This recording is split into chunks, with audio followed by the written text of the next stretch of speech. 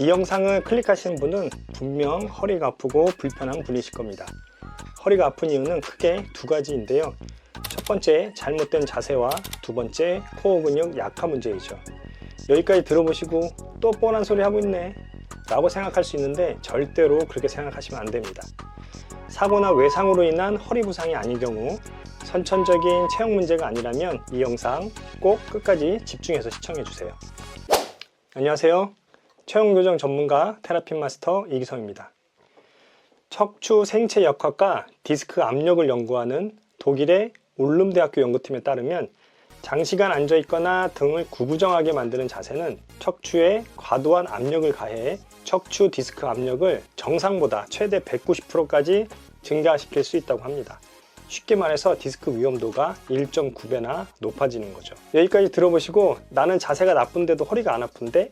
이렇게 생각하는 분 분명히 계실 거예요. 어디까지나 개인차가 있을 뿐 위험도는 절대 낮아지지 않습니다.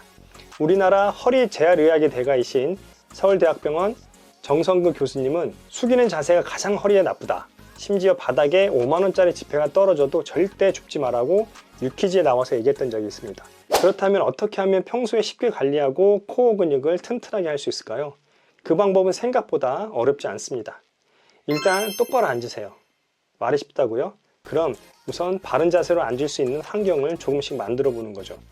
노트북을 사용하는 분이라면 노트북에 거치대를 설치해서 모니터 높이를 높여서 눈높이에 맞춰주세요. 엉덩이를 뒤로 붙이고 등받이에 살짝 기대서 업무를 하는 것도 좋습니다. 일단 이렇게 생활 속에서 바꿀 수 있는 것부터 하나씩 해나가는 게 중요하고요. 위험을 제거하는 것이 치료나 운동을 하는 것보다 훨씬 더 중요해요. 우리가 어쩔 수 없이 디스크 압력이 높아지는 자세를 하거나 일상생활에서 이런 동작을 반복하셔야 된다면 꼭 척추 신전 자세를 잠자기 전이나 생각날 때 가끔씩 해주시는 게 좋습니다. 우선 가장 쉽게 할 수 있는 건 앉은 자세에서 허리와 등을 펴고 고개를 뒤로 젖혀서 척추 신전 자세를 해주시는 거예요. 그리고 잠들기 전에 바닥에 엎드려서 척추 신전 자세를 한 번이라도 해주시면 자는 동안 허리 디스크가 아무는데 훨씬 더 도움이 된다고 합니다. 이건 정말 10초도 안 걸리니까 그냥 속는 셈 치고 그냥 한번 해보세요. 마지막으로 코어 운동을 해주는 건데, 코어 운동이라고 하면 아마 플랭크를 떠오르실 거예요. 저는 개인적으로 엎드려서 하는 엘보 플랭크보다는 측면으로 돌아서 하는 사이드 플랭크를 추천합니다. 사이드 플랭크는 측면 코어 운동과 골반을 잡아주는 중둔근 운동을 한 번에 할 수 있는 운동이기 때문에 사이드 플랭크를 저는 추천하고 있어요. 방법은 옆으로 돌아 누워서 어깨와 팔꿈치가 수직이 되도록 자세를 만들어주고, 이때 어깨와 귀가 멀어지게 어깨를 내려줘야만 불필요한 승모근에 자극이 가지 않고 어깨가 불편한 증상도 생기지 않게 돼요. 상체를 바르게 지지한 상태에서 골반과 옆구리를 들어줍니다. 이때 측면 코어 근육이 운동되게 되는 거죠. 골반을 받치고 있어야 하기 때문에 중둔근도 일을 해야 되고, 반대쪽 다리를 벌려주면 양쪽의 중둔근이 동시에 운동되기 때문에 효과가 훨씬 더 배가 됩니다.